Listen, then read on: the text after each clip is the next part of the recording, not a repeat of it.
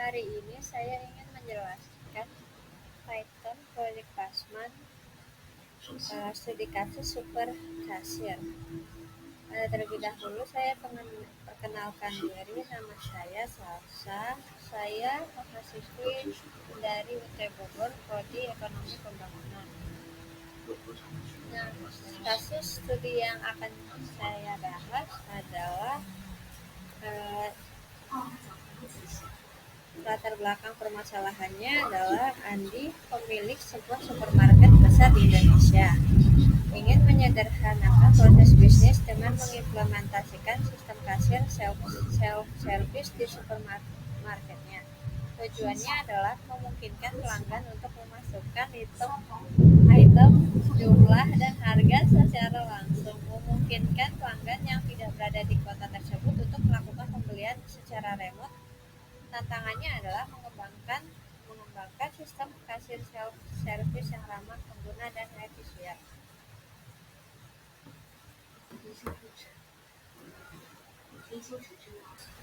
Sebelum melakukan tes kode sintak, kita harus mengetahui apa saja yang diperlukan sintak, fungsi-fungsi sintak yang dibutuhkan oleh pelanggan, seperti pelanggan bisa membuat transaksi ID, pelanggan bisa menambahkan item untuk transaksi, bisa melakukan penghapusan item dari transaksi, dan dapat mengupdate quantity jumlah dari sebuah item di transaksi, dan mengupdate harga per item, dan mengecek pesanan sebelum dikonfirmasi pembeliannya. Selanjutnya, sistem penjumlahan total seluruh diskon berdasarkan aturan yang tertulis di perusahaan supermarket. Dari sini kita harus mengetahui proses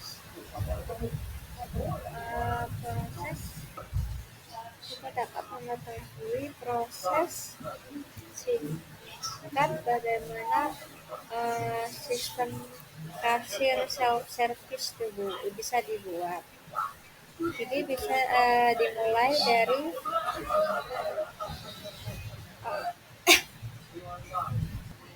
flowchart, dimulai dengan simbol awal berbentuk oval yang menandakan awal dari proses.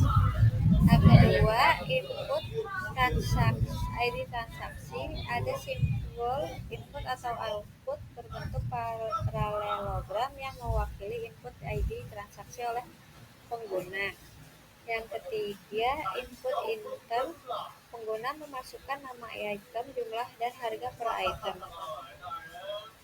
Ada proses flowchart yang berbentuk persegi panjang ini untuk memproses input ini. Yang keempat, tambah item, pengguna memutuskan untuk menambah item ke transaksi. Jika iya, item ditambahkan ke daftar transaksi. Jika tidak, alur berlanjut ke langkah berikutnya. Hapus item, pengguna memutuskan untuk menghapus item dari transaksi jika item dihapus dari daftar transaksi. Jika tidak, alur berlanjut ke langkah berikutnya.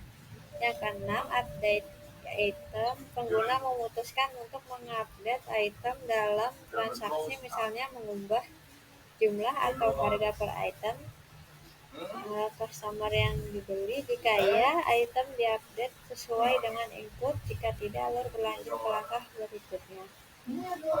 Yang langkah ketujuh, cek pesanan, pengguna memeriksa pesanan sebelum konfirmasi pembelian. Ada keputusan yang mengarah ke dua jalur. Jika pesanan benar, alur berlanjut ke langkah berikutnya. Jika ada kesalahan, alur kembali ke langkah input item.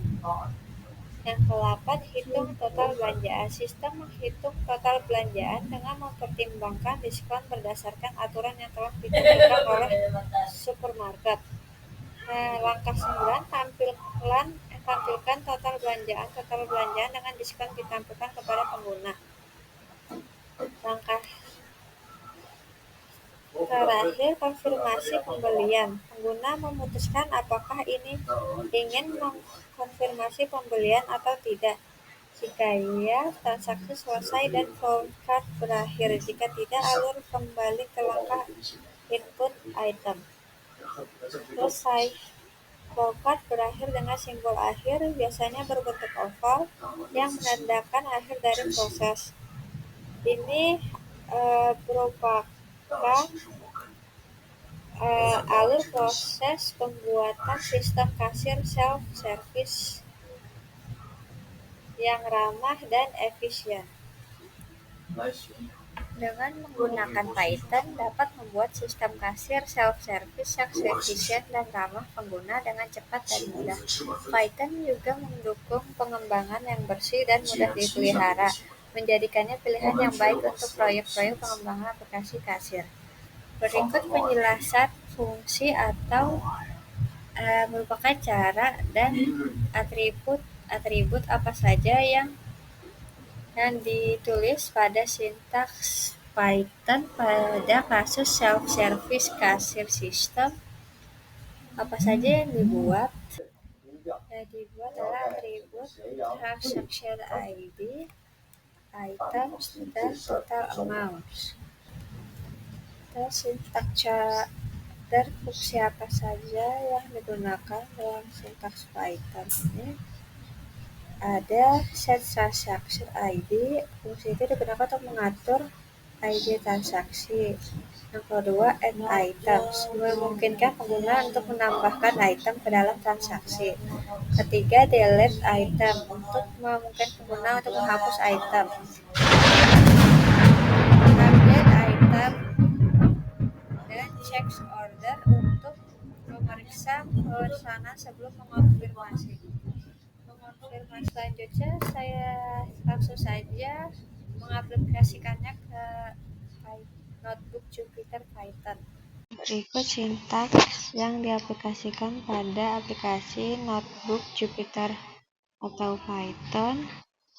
Nah, ini tampilan sintaks kerangka transaksi pada supermarket. Kemudian ada sintaks lain yang dibuat, yaitu sintaks untuk menambahkan item. Tampilannya seperti sintaksnya. Kemudian ini hasil sintaks add item yang ditampilkan. Ini merupakan hasil output dari sintaks add item. Begitu saja saya sampaikan. Terima kasih.